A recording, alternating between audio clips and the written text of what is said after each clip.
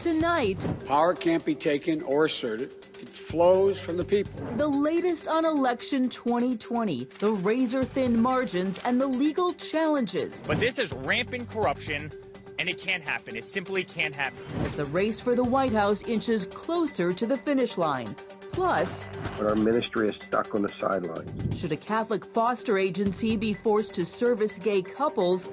The Supreme Court weighs in, including newly sworn Justice Amy Coney Barrett.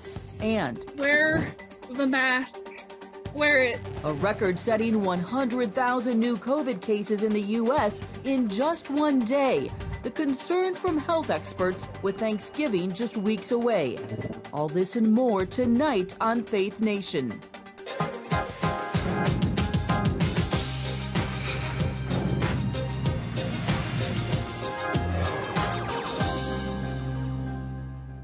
Welcome to Faith Nation. I'm Heather Sells, in for John Jessup and Jenna Browder. 2 days after Election Day, and the outcome is still undecided as states continue to count votes. Former Vice President Joe Biden is closer to the 270 electoral votes needed to win, but his race is far from over. CBN's White House correspondent Ben Kennedy joins us now with the latest. Ben.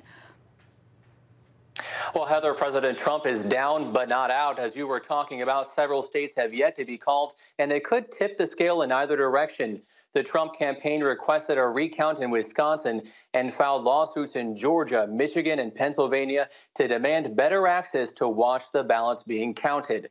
A Pennsylvania judge granted the Trump campaign access to observe up close, but they say their view is still obstructed.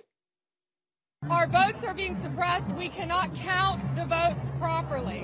What's happening is they have moved the barrier up to 6 feet, but they took away the ballot machines that were in the front row and moved them to the back of the building. It's unbelievable what they're trying to do to our votes that have been legally cast. The Trump campaign released a message today from the commander-in-chief. He said, "If you count the legal votes, I easily win the election. If you count the illegal and late votes, they can steal the election from us." Joe Biden responded, tweeting, "Be patient, folks. Votes are being counted, and we feel good about where we are." Now, if Trump loses Pennsylvania, his re-election hopes are over. We'll continue to watch the ballots as they come in and keep you posted.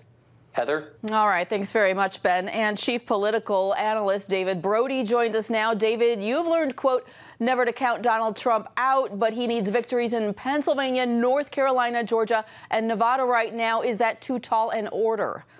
It's a tall order. It's not. Is it too tall of an order? Once again, never count Donald Trump out quite yet. And here's the thing, Heather. It's not just an electoral map, if you will. It's also a legal fight, as you know, as Ben is just explaining there. So here's the point. Donald Trump has lived in court pretty much half his life, if not more than half his life. He enjoys going to court. He has no problem with doing it. And that's exactly what we're going to see. It would not surprise me at all if all of this ends up at the Supreme Court. But getting back to the electoral position here, he's got to have Georgia. There is concern in the Trump camp that Georgia may not be as secure as it is now, and it's not secure at all now, but it could be a potential problem for them. So he's got to have Georgia, North Carolina, Pennsylvania, Nevada. We should know first, but North Carolina is going to be a while. So we've got plenty of waiting still to do. Absolutely. There's a lot of conversation right now about this stealing the election, which ranges from charges of vote dumping in the Rust Belt states to curing ballots. And Twitter has censored a number of tweets about this. How seriously should we take these charges? Well, look, what Twitter is doing, and you can chalk it up to analysis, whatever you want to do, is reprehensible. I mean, it really is. I mean, think about what they did today. Jason Miller, the Trump campaign PR guy, if you will, the senior advisor there. I call him my PR guy. He probably wouldn't like that. Senior advisor basically said there's a massive announcement coming on what we're going to do in Nevada. And also, he said, there's going to be a big decision coming out of Pennsylvania today.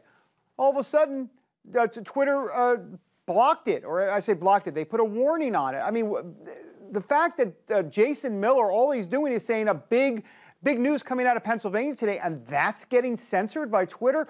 Where is this going exactly? And I think that's a real big problem. All right, there is a lot to sort through, and I know we're going to come back to you a little bit later in the show. David Brody, thanks for your time. You bet. Well, not only is it unclear who will win the presidency, control of the Senate is also a question mark. We go now to senior Washington correspondent Tara Mergener, who is following that story for us. Tara. Well, Heather, right now, the Democrats' ambitions of taking over the chamber are literally hanging by a thread. They have flipped 2 seats, one in Arizona, the other in Colorado. Republicans picked up one in Alabama. Dashing Democratic hopes of a crucial pickup in Maine, Republican Susan Collins wins a 5th term after the fight of her political career. In what was the most expensive race in the state's history, Collins beat back an avalanche of Democratic money in the race against Sarah Gideon. Collins faced big backlash after supporting the nomination of now Supreme Court Justice Brett Kavanaugh. Walking a political tightrope, Collins spoke out early against the election season nomination of Amy Coney Barrett. And it appears Democrats will keep one of their most hotly contested seats in Michigan. Gary Peters survived a tight race against Republican challenger John James. The contest became one of the most competitive in recent weeks and a top priority for Republicans. James, who still has not conceded the race, would have become the 3rd black Republican elected to the upper chamber since Reconstruction. CBN senior editor John Waggy weighed in on what could still happen in this race. Even there, I don't know if there will be recounts or challenges. It's this Michigan race where Gary Peters, the Democrat incumbent, has been declared the winner. You know, John James may challenge that one, or at least call for a recount. Now, the remaining chances for Democrats are Alaska, North Carolina, and 2 seats in Georgia. Meanwhile, if Joe Biden wins the presidency, Democrats need to gain 3 seats to retake control. If President Trump is reelected, Democrats need 4. Heather. It's a lot of math and a lot of money going out, Tara. Thanks for your report. Well, we are joined now by Hans von Spakovsky, Senior Legal Fellow at the Heritage Foundation, and he has been following all these election developments closely, and he is here to help us understand what is going on. Hans, thanks for joining us. Sure, thanks for having me. Well, we have different states with different deadlines for absentee ballots. We have a lot of states where all kind of entities made decisions about these deadlines in large part due to the pandemic. So if these absentee ballots change the margin of victory in a state, could either campaign argue to the Supreme Court that those ballots should not be counted? Yes, and the Trump administration's already worked on that issue in Pennsylvania. In Pennsylvania, what happened is the state Supreme Court stepped in and they extended the deadline for the receipt of absentee ballots, even though they really don't have the authority to do that. The campaign has already said that it intends to go to the Supreme Court to try to get the court to overrule the state Supreme Court. The court refused to do that when an emergency stay was requested prior to the election, but they didn't decide the merits of the case. And there's some indication that those ballots that were received after Election Day are being segregated, so there's still a possibility of pulling them out of the election count. All right, and I understand this absentee ballot and the extension of deadlines by different entities that might not be constitutional. It's an issue in other states as well, correct? Yeah, in North Carolina, it's an issue because, look, the Constitution says it's the state legislatures that can set the rules. In North Carolina, it was the State Board of Elections that simply overrode the state statute, and they extended the deadline for the receipt of absentee ballots to more than a week after the election. A lot going on here. Let's talk about recounts. The Trump campaign is requesting one in Wisconsin. Historically, in that state, recounts have changed the tally by only a few hundred votes, and Biden led by more than 20,000. Does a recount in Wisconsin make sense for the Trump campaign? Well, if they have the opportunity to call it, they probably should. But the chances of it, as you said, overturning an election are pretty slim. If you look at the history of recounts across the country in many elections, you'll find that they only make a difference occasionally when the margin of victory or the difference between the two candidates is extremely small. I mean, we're talking about hundreds and not more than a couple of thousand ballots. When it's as much as 20,000 ballots, you almost never find that a recount has made a difference. All right. And Hans, of course, our country is all about a peaceful transfer of power. Do these lawsuits, recounts, do they jeopardize an inauguration in January in any way? No, because I think the courts will act very quickly. They're well aware that we need to have an outcome in each state determined by the time the Electoral College meets in early December for the electors to cast their votes for president. So I think they will act with expedition, probably within just days of lawsuits being filed. All right. Hans von Spakovsky, thanks so much for your time. Sure, thanks for having me. And the fate of a Christian foster care agency is in the hands of the U.S. Supreme Court. The latest on this case after this. Introducing the CBN Bible from CBN.com. Now, an easier way to study the Bible and grow in your faith. Highlight your favorite verse. Read separate versions at a glance. Click and read a commentary. Or cross-reference your favorite verse using the Strong's Concordance. All the right tools to study the Bible, all in one place. The CBN Bible, available at cbn.com/Bible or the iTunes App Store.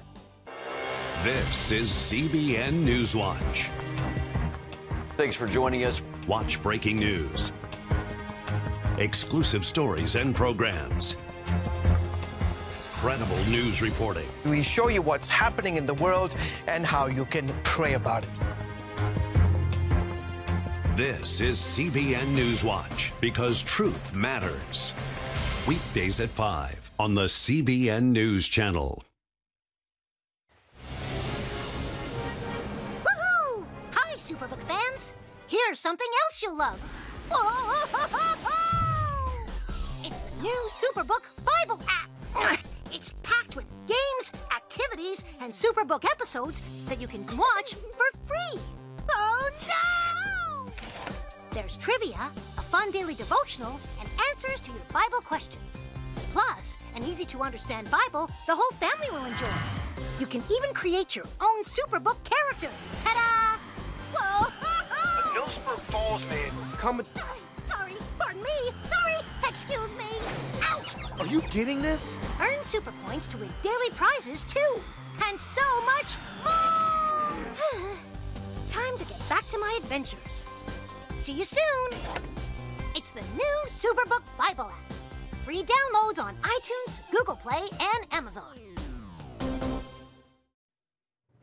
And we are back with Faith Nation. Joining me now is CBN's chief political analyst, David Brody, and blogger Allie Beth Stuckey. Thank you so much for joining us, both of you, and a lot to unwrap here with this election. Allie, so much going on. I'm wondering what you are hearing from your particular audience. What are their concerns as we have all these developments post-election?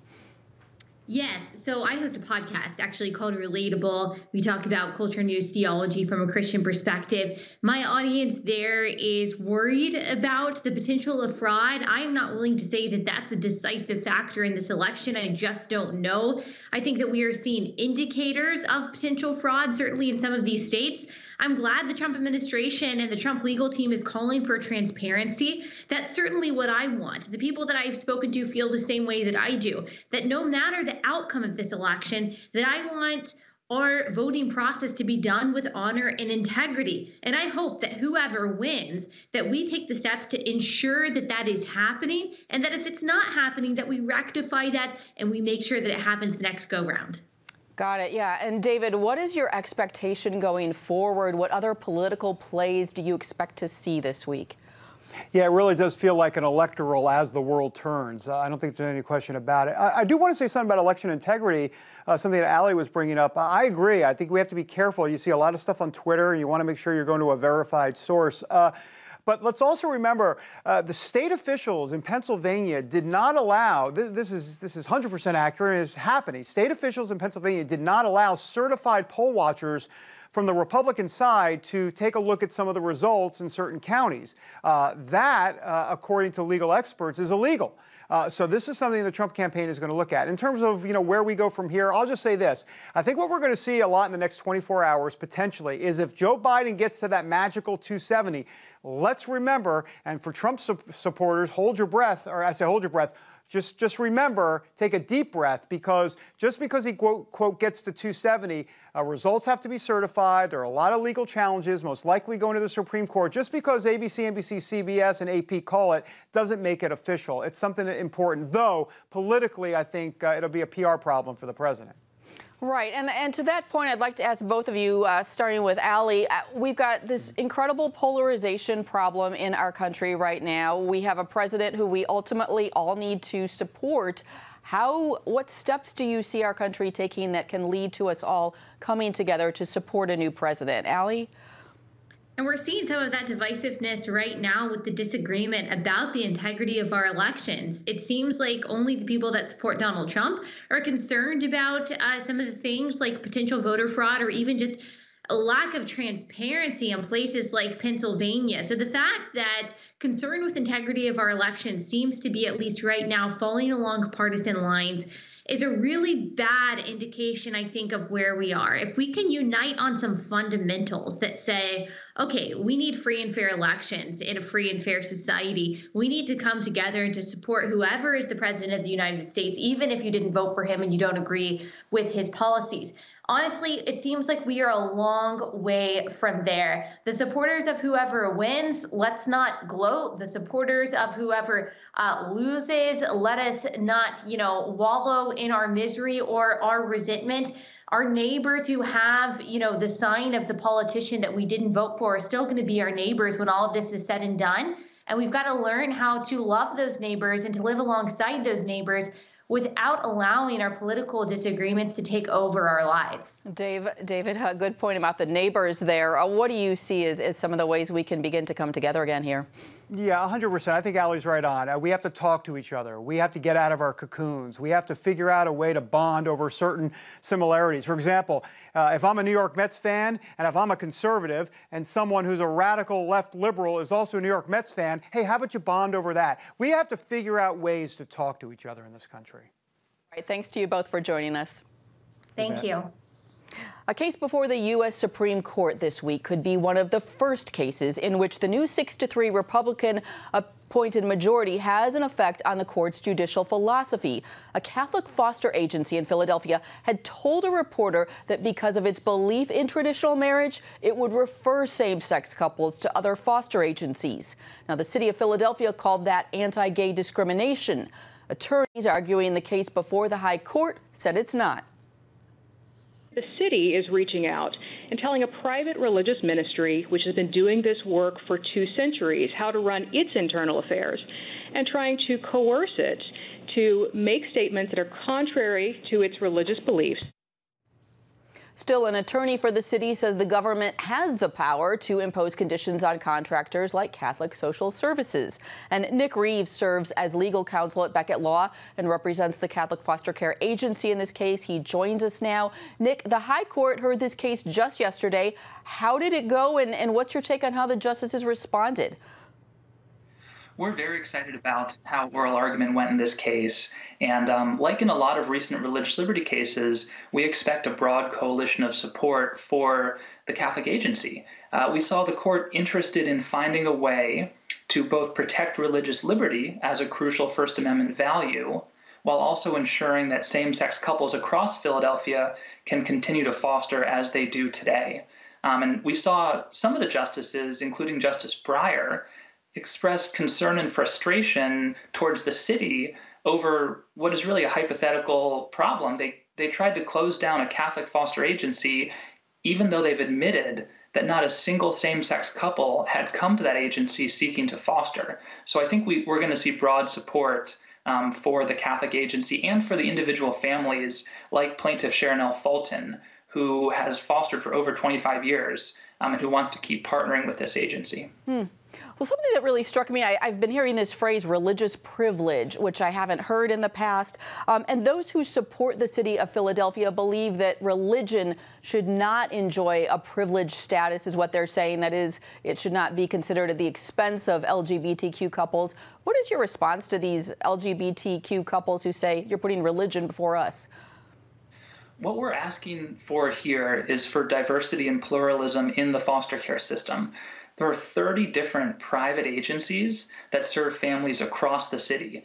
3 of them specialize in serving the LGBTQ community and allowing families like Tony Sims Bush and plaintiff Sharon Fulton to continue partnering with the agency that has served them and that has supported them for over 25 years is crucial to ensuring that the most kids in need can find homes.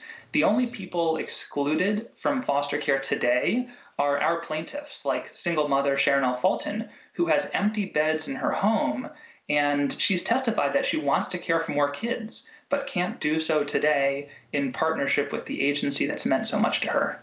Nick, just briefly, if the court does rule in favor of the city of Philadelphia, what would be the implications for not just Catholic Social Service Agency, but other religious ministries?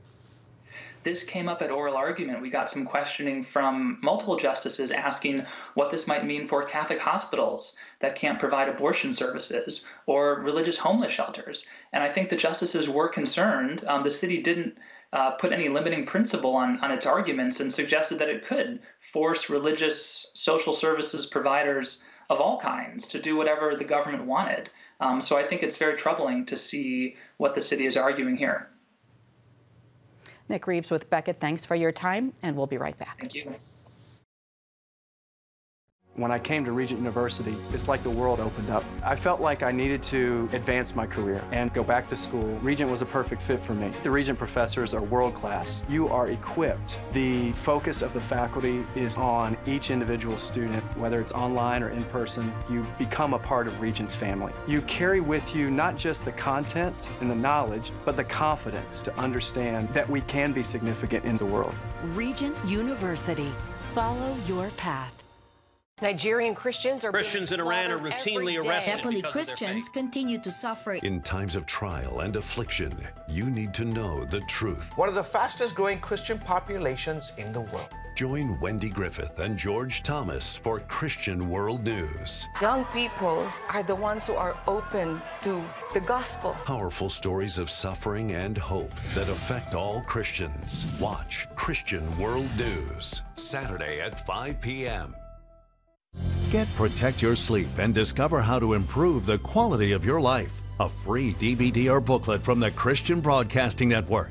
If you're not a great sleeper, you can do things to make yourself a great sleeper. If you're already a pretty good sleeper, you can enhance your sleep and be even better. 5 leading experts help remove the obstacles between you and restorative sleep. When you don't get a restful night's sleep, you wake up with an accumulation of stress. Call 1-800-700-7000 or go to CBN.com to get your free DVD or booklet today. Everything you do better with a good night's sleep. You'll discover how food affects your sleep, how to put insomnia to rest, explore effective remedies for sleep apnea, and much more in Protect Your Sleep. Wake up to your best life and get Protect Your Sleep today. Call 1-800-700-7000 or go to CBN.com to get your free DVD or booklet. Coronavirus cases continue to surge in every state in America. Yesterday, the U.S. recorded a record 100,000 new infections in just one day. CBN's medical reporter Lori Johnson joins us to talk about what this means going forward. Lori, Thanksgiving is just 3 weeks from today. How concerned are health officials? Heather, they're extremely concerned. We know some families, not all, will be getting together inside for long periods of time. They'll be eating together, which means mask wearing will be tough. And that likely means we'll see an increase in cases. And that's the last thing we need on top of the current surge, over 100,000 new cases in one day. But perhaps more concerning, a jump in hospitalizations. Health and Human Services warning in an internal memo obtained by ABC News that doctors may have to start prioritizing patients based on age and severity of illness. Meanwhile, a reminder of the risks hospital workers face. Utah ICU nurse Patrice Grossman died after contracting the virus. Wear the mask. Wear it. Really? If not for you, then for others, because my mom was gone in 24 hours.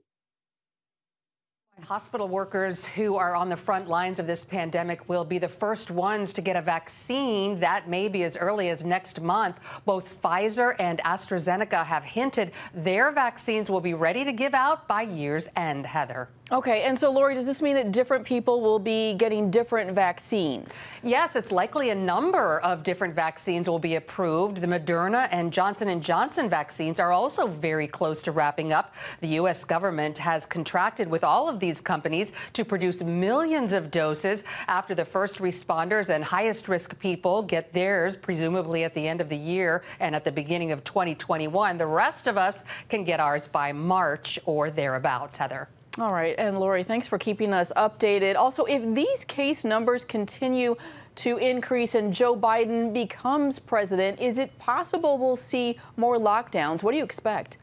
Well, if Joe Biden is elected president, he has said that he hasn't ruled out instituting more lockdowns and a national mask mandate. But keep in mind, if he becomes president, he won't take office until the end of January. And Heather, I'm sure we're all hoping and praying that the COVID-19 situation will improve by then, if not through a vaccine, then through some other way. Yeah, absolutely. Thank you so much, Lori Johnson. Sure.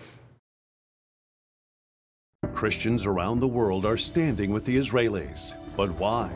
In CBN's free magazine, Friends of Israel, you'll discover why Christians are supporting the Jewish state, how Israel is fulfilling prophecy as a light to the nations, and ways you can pray for the people of Israel. Israel needs the support of friends like you. Call now or go to CBN.com to get your free copy of Friends of Israel. Heavenly Father, we do thank you for the work of your Spirit, Lord God, with this movement of getting the Bible, yes, Lord, into public schools.